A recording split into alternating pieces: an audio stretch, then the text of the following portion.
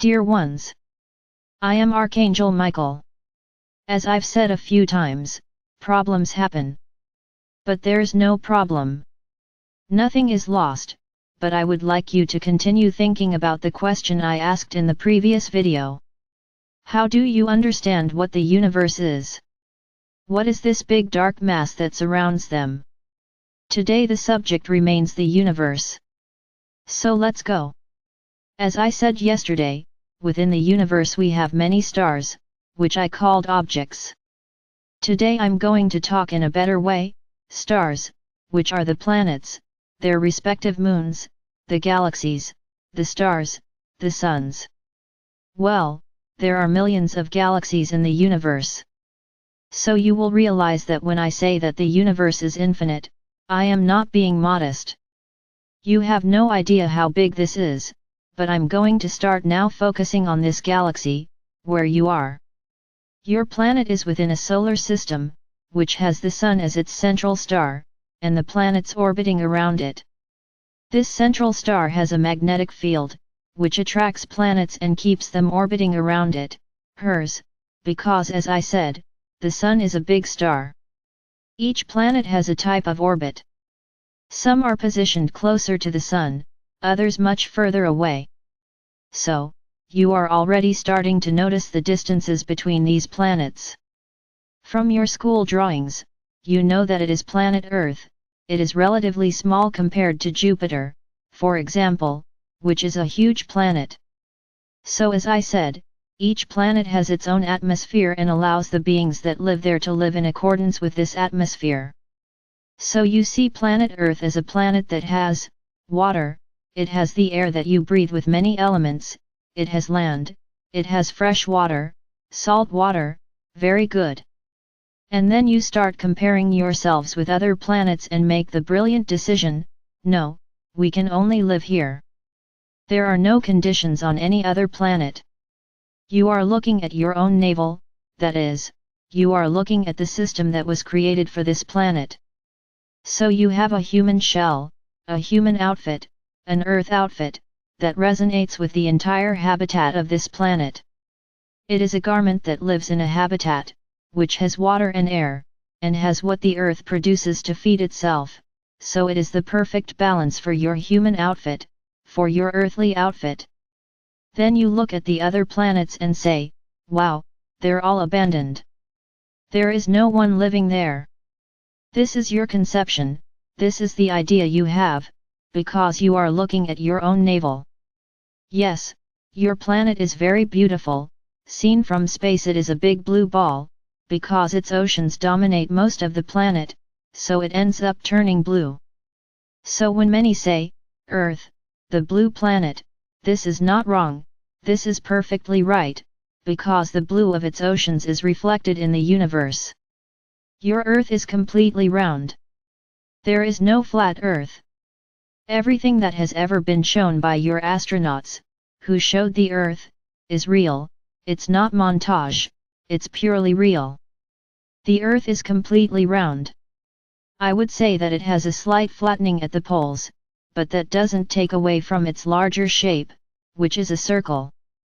So, some continue to believe that the Earth is flat, as if it were half an orange cut in half, with the bottom part being round and the other part completely straight. My brothers, as we are in the classroom, I would say the following to you, physics explains this. If the Earth were flat, you would be able to see cities for millions of kilometers. You would stand on top of a building and you would be able to see the infinite horizon, because you would see the entire length of the planet, the entire diameter of the planet, from end to end. All you need to do is have powerful telescopes, and you do, and if you looked from one side to the other, you would see everything, the entire cut part of the orange. That happens? No, that doesn't happen. And what would the edge of this orange look like? What would happen to the ships that reached the edge? Then many will say, ah, but the edge is rounded. Interesting. Very interesting. The 90-degree angle that this half would make with the rest of the ball would be very interesting to imagine. So let's go. The Earth is completely round. There is no flat Earth. A lot of things that were said to you through your media, there were a lot of lies, but there were also a lot of things that were right, a lot of real things, and this is one of them. Well, moving on. Then your planet orbits around the Sun, where it goes back and forth to the same point within a year counted here on the planet. The other planets do not have this count, because they are in other dimensions, and in other dimensions time-space is a little different from what you count here. So here you have years, you have days, you have hours, all based on the rotation of your planet and the translation of your planet. Very good. I mention the other planets again. You don't see anyone. You have already managed to send ships to Mars, where you supposedly didn't find anyone, because there are some reports on your internet, of beings that have already been seen on Mars, but the vast majority prefer to continue believing that in the universe, as big as it is, which is infinite, only you are living beings in this entire universe. How selfish! God really created all of this. Our Father or Mother God created this entire universe but only decided to have beings populating a single planet. It's really, He was what? Tired out? He created you and, no, I'm not going to create anyone else, it's just going to stay there. So if one day this planet of yours happened, for some reason, to explode, it's over, there are no more beings in the universe? Interesting. Very interesting. So stop looking at your own navel. The vast majority of planets are inhabited, even in the conditions that you Earthlings think are extreme conditions, in which no one could live there. What do you mean, no one could live there?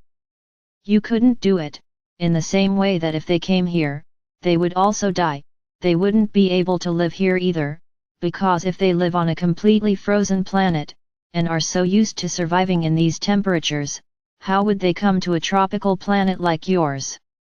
And even you couldn't bear to go to their planet. Each in their own habitat. So my brothers, let's stop thinking that you are the kings of the universe, that you are the masters of the universe, why they are not. Very good. So I want to leave this thought here today. How do you think you would survive on other planets? Would it be easy for you to survive on other planets? Okay, I'll improve the question and make it a little easier.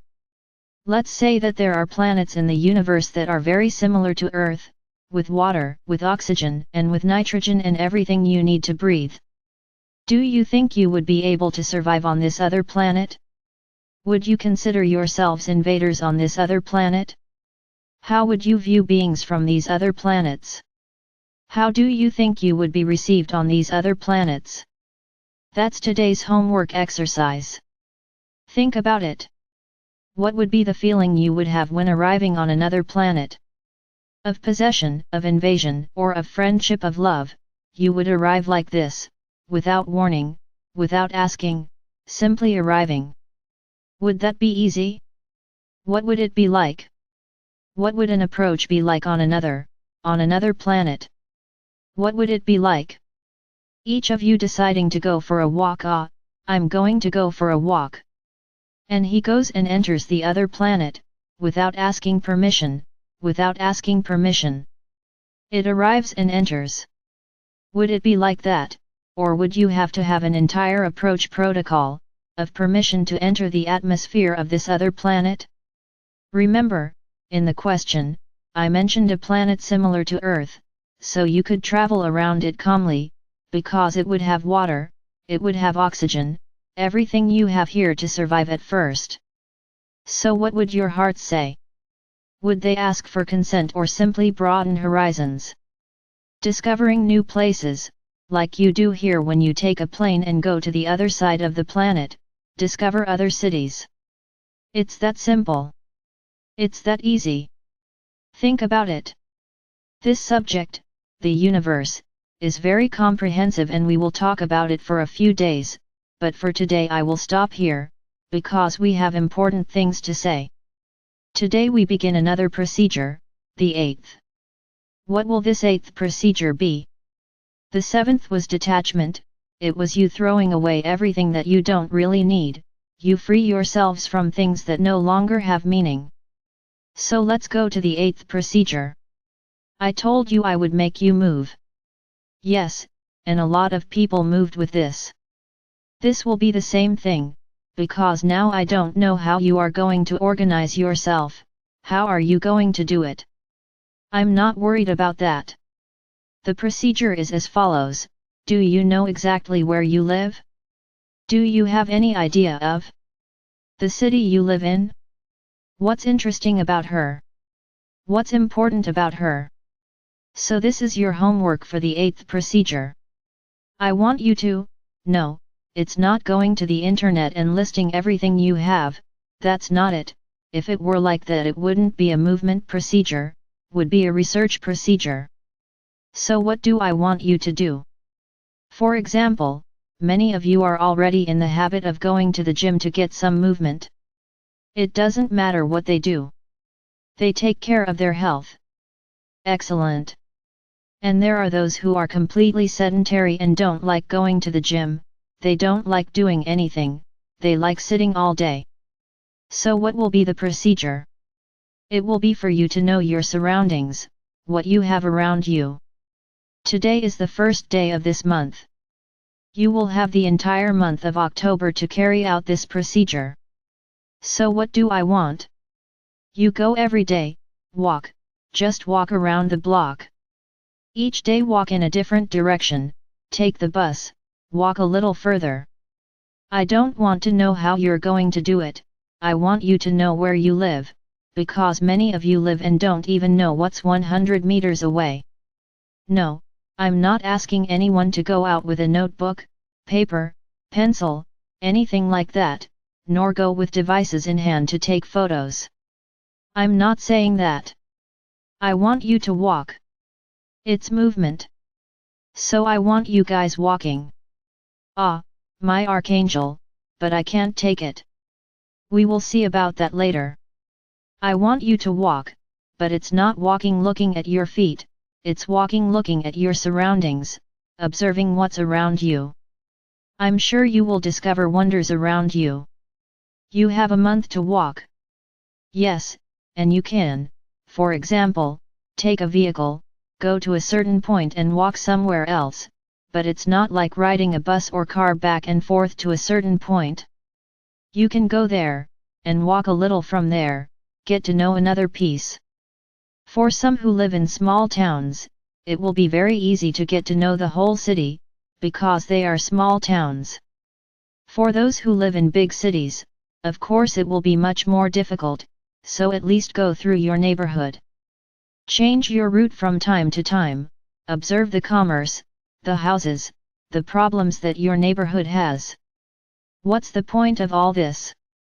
First, make you move around, because you are standing still too much. Some already do physical exercise, but others don't. I want to show you that you have to leave your world a little, discover other worlds.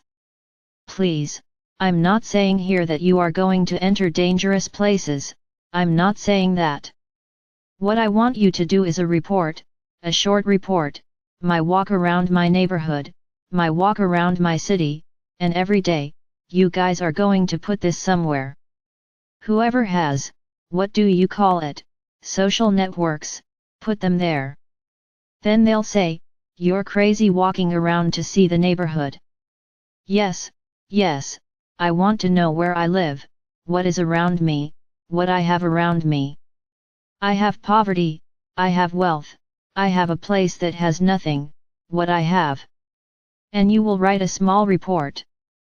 No, I don't want anyone to walk around all day. Please, I know you have things to do, but let's say this, the ideal is at least half an hour's walk. So you walk wherever you want. Oh, does it have to be every day? No, it could be a few times a week. Ideally, it would be every day, so that you enjoy walking, for this exercise free from anything. I don't want anyone carrying devices with them. It's free. just to observe, and then you will get home and report on the day. Today I didn't see anything good, the place I live is horrible, oh, no, wow, I found a beautiful place, a wonderful store, that I didn't even know was here. Excellent. Right. Publish it like this. Pass it on. I want movement, and this is a nice way for you to move.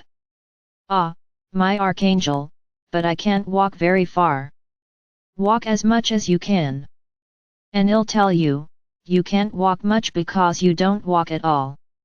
If you, every day, walk a little and set your goal, today I will take 100 steps, there tomorrow, today I'm going to give 110, the next day 120, soon, you'll be walking around the entire block and you won't even notice it, because you'll say, I can't walk. Ready? You can't walk. You have already decreed total imprisonment at home, his muscles became weak. Of course, you have already decreed this. Now if you, every day, do a little more, you will see that little by little you will gain health and mobility. I want movement, and movement for the sake of movement is very dull. So you have an activity in parallel, which is observing your surroundings. Change places every day. Each day, establish a new place. Today I'm going to walk around here. Take a vehicle that goes to that point, and get off a little beforehand, and walk afterwards. Then many will say, ah, but I don't have the money to be taking the bus all the time, taking the car all the time. So do what you can. You will always find a point to cut you off. They will always find something that blocks what I am asking. Very good. It's up to each individual. If you can't afford anything, walk around. Every day, walk a new block, increase the number of blocks. Great, it won't hurt. I guarantee you that. It will only bring more health. Well, regarding the other procedures, they all continue exactly as they were. The glasses on top of the notebook, and the wish list. People. It's not for drinking the water. The water is supposed to stay on top, because it is absorbing energy, it's not for drinking. Every time you change the water, you have to redo the corresponding prayer. So I'm extending the deadline for the 7th procedure until the end of this month, along with the 8th. At the end of this month it's over, because then we're going to start another cycle, and everything will change. All these procedures will be ended and we will start new, completely new. Then that's it. The new procedure has passed. Many won't like it. They will say they won't do it. Perfect. Don't do it. Don't take care of your health. It is the right of each of you, it is everyone's right, but little by little, you will see how all of this has a foundation. I am Archangel Michael. I'm here, always, trying to improve each of you every day.